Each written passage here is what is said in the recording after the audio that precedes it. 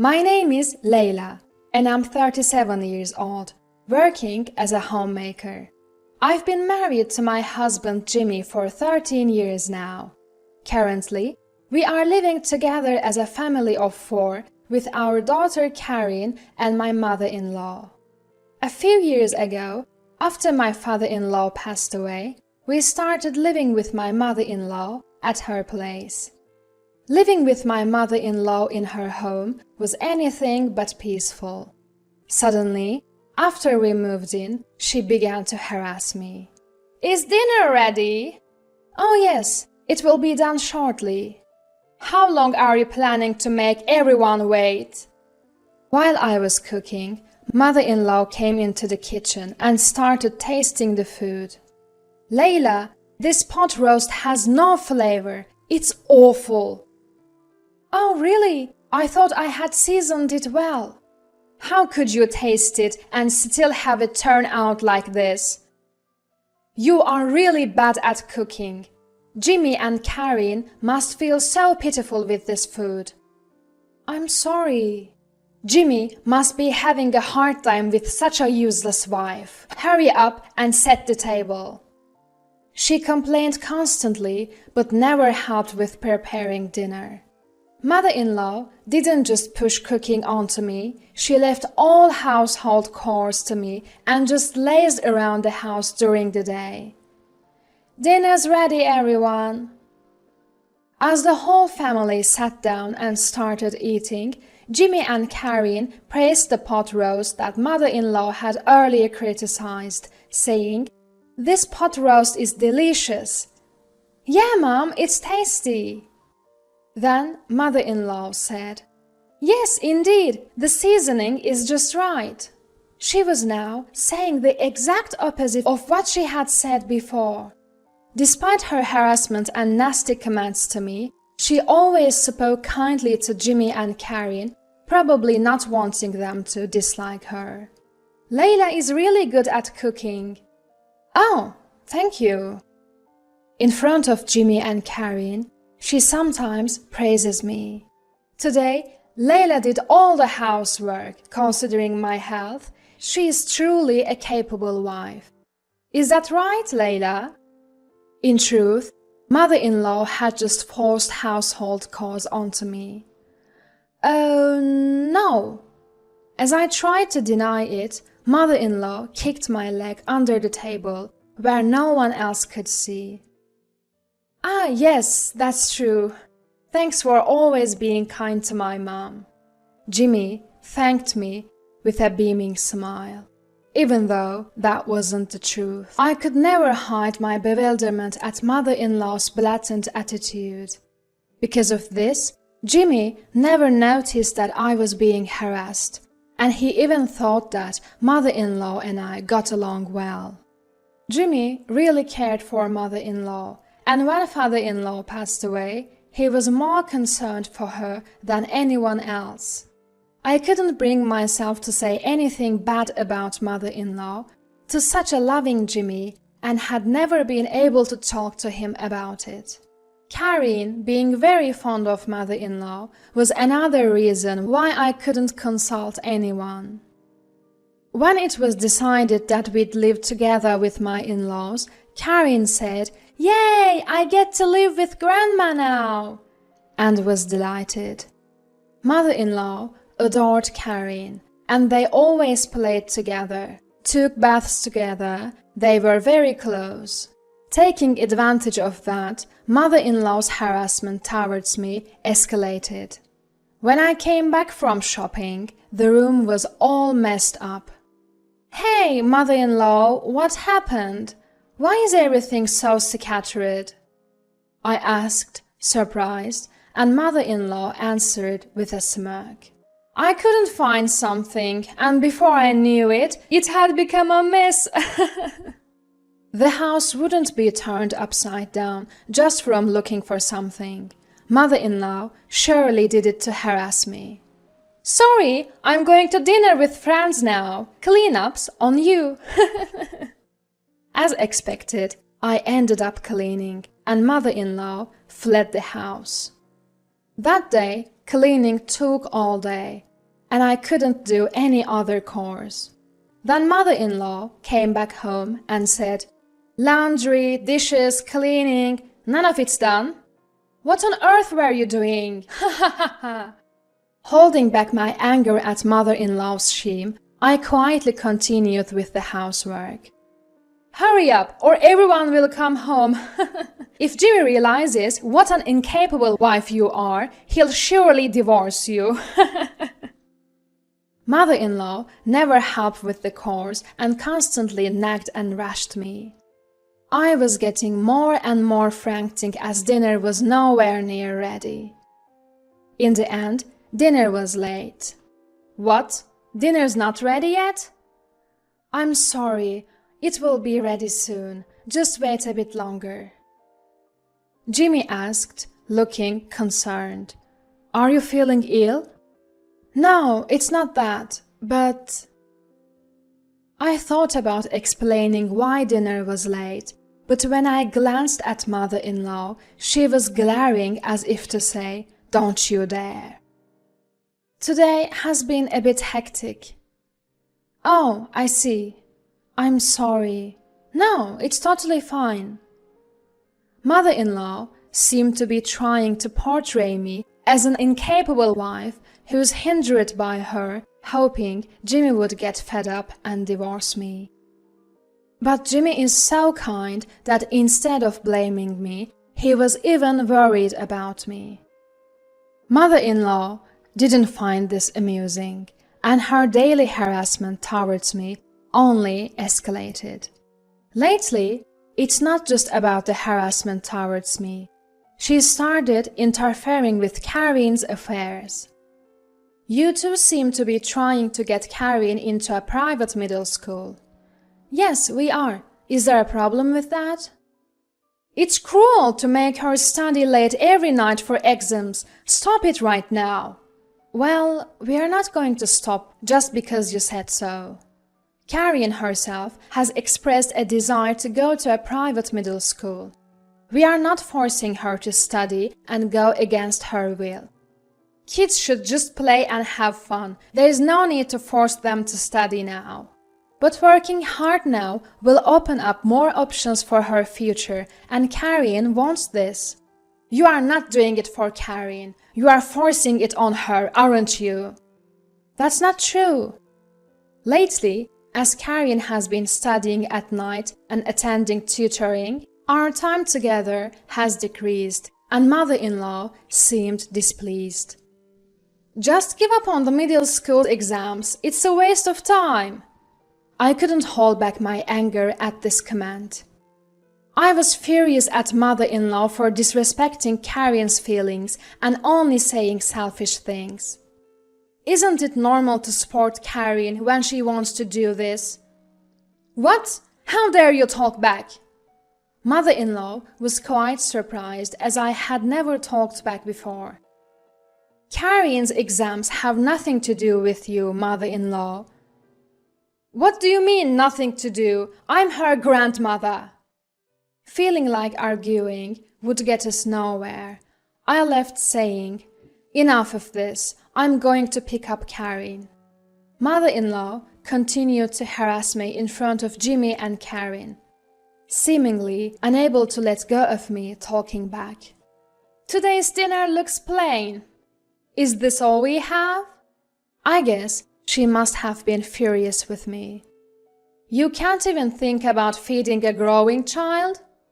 I'm sorry. Finally, Jimmy couldn't just listen in silence and snapped at mother-in-law. Come on, Mom, don't complain about the meal that Layla made. His anger ignited. Jimmy had mother-in-law flustered. She quickly backpedaled. Oh, I'm sorry. That's not what I meant to say. Not wanting to start another fight, I brushed it off with, it's fine. After dinner, while I was washing dishes, mother-in-law came over and muttered, remember this, and went back to her room. From then on, every day was filled with fear, wondering what she might do next. Then, one day, It was the day of Karin's acceptance announcement. We headed to the venue, all nerves. When we checked the bulletin board, Karin's number was clearly written there. "You did it, Karin! Awesome! You got accepted! Yay!" We were all overjoyed. Karin had been studying without a break for months. Thanks to her efforts, she had passed the middle school exams. "We have to celebrate today." "Yes, Karin, what would you like to eat?" "Steak." Steak was Karin's absolute favorite. "Should we order delivery today?" "Hooray!" On my way home, I called the steakhouse and ordered a luxurious steak for delivery. We also decided to buy a cake, so I made a small detour on my way home, asking my mother-in-law to receive the steak delivery at the house. When I called mother-in-law, she said, "Understood, I'll take care of it." Because of various detours, we were completely past lunchtime by the time we got home. "I'm starving! I want to eat the steak now!" "You're right, we're late. The steak should be here, so let's eat plenty." "Okay." When we arrived home, we just ran into mother-in-law's friends as they were leaving. They all said in unison, "Thanks for the feast," and left, making me wonder what was going on. I had a bad feeling and rushed into the house. The delivered steak was all messed up on the table. "Mother-in-law, did you eat the steak?" "Oh, if it's a delivery steak, I enjoyed it with my friends at a luncheon. You'll pay for it later." "What are you doing?" When I yelled at mother-in-law, she replied, "You were probably planning to order delivery and slack off from housework. I won't allow that." This was to celebrate Karin's success. Success celebration? What success? I had told mother-in-law in advance that today was Karin's exam acceptance announcement. She seemed to have forgotten because she hadn't listened to me. Karin and Jimmy arrived late. Karin had heard our conversation in the corridor and was crying. "Grandma's so mean." Karin had been excited to report to Grandma quickly, but to think that she didn't even remember the acceptance announcement day. I thought it was understandable for Karin to cry. "Mom, today was Karin's middle school acceptance announcement. How could you forget such an important day? That's awful." Mother-in-law seemed unable to hide her agitation. "What? Today? Layla, why didn't you tell me earlier?" "I did tell you." I was too stunned to even feel angry. Karin worked hard and got accepted, so we were going to celebrate by eating her favorite steak. To think you'd eat it with your friends, I can't believe it. "No, it wasn't like that. I really didn't know." "You didn't know? I called you about the delivery, didn't I?" "That's... Mom, did you eat it on purpose?" "On purpose? You say?" Mother-in-law's face turned paler and paler, and she began to sweat. She was desperately trying to think of an excuse, but seemed to have no words to say. "I've suspected this for a while, but you really are harassing Layla, aren't you?" It seems Jimmy had a vague idea of what was going on, but since I didn't talk to him about it, he just watched the situation. Suddenly, mother-in-law approached Karin and said, "I'm sorry. Let's all go to the steakhouse. I'll pay." Karin responded, "I hate Grandma." She pushed mother-in-law away and ran to her room. The shock of being hated by her beloved granddaughter seemed to be tremendous, and mother-in-law froze after falling on her bottom. After that, I told Jimmy everything about how mother-in-law had been harassing me. "Why didn't you tell me sooner?" "I couldn't say anything when I thought about you and Karen." "I'm sorry for forcing you all this time. You don't have to endure it anymore." Jimmy suggested that we move to make sure I wouldn't be harassed anymore. Since Karen also said she didn't want to live with mother-in-law anymore, we were able to leave the house without worry. Thank you. On moving day, while I was packing, mother-in-law came into the room. "Are you really leaving the house?" Mother-in-law's face looked like she was about to cry. "Yes, you must be glad to be away from me, whom you hate." "I don't exactly hate you." "Can you please leave? You are in the way of my packing." As I tried to drive mother-in-law out of the room, she suddenly began to plead. "Please don't leave. I'll apologize for everything, please. I can't bear to be apart from Karen." "Karen also says she doesn't want to live with you." No matter how much I explained, mother-in-law wouldn't let go, clinging and crying. So I made a proposal. "Actually, we are moving to my parents' house. If you really can't bear to be apart from Karen, will you come with us?" My father is very stern, with a scary face. I knew mother-in-law knew that, so I said it a bit maliciously, thinking she would never agree, but surprisingly, "I understand, that's fine with me." I was stunned that she agreed. It seems mother-in-law wanted to be with Karen that badly.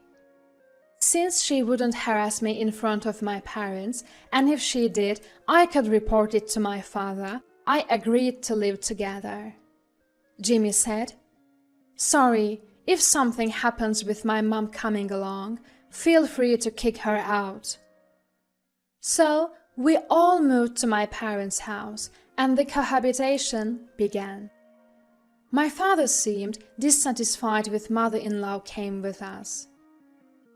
Of course, he knew how mother-in-law had harassed me and ruined Karen's celebration. He didn't blame her directly, but his silent pressure kept mother-in-law shrinking.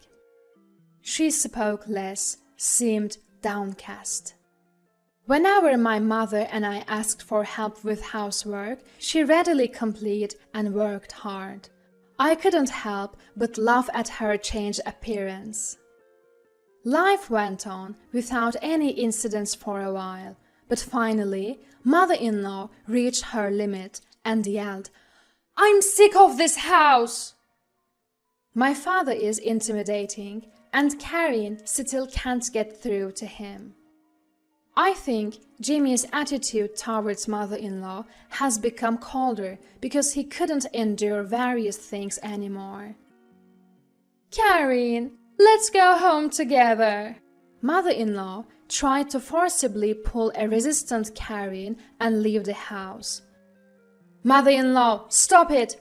Can't you see Karen doesn't want to go? It's better to be with me than in this house." At that moment, my father arrived. "What are you doing?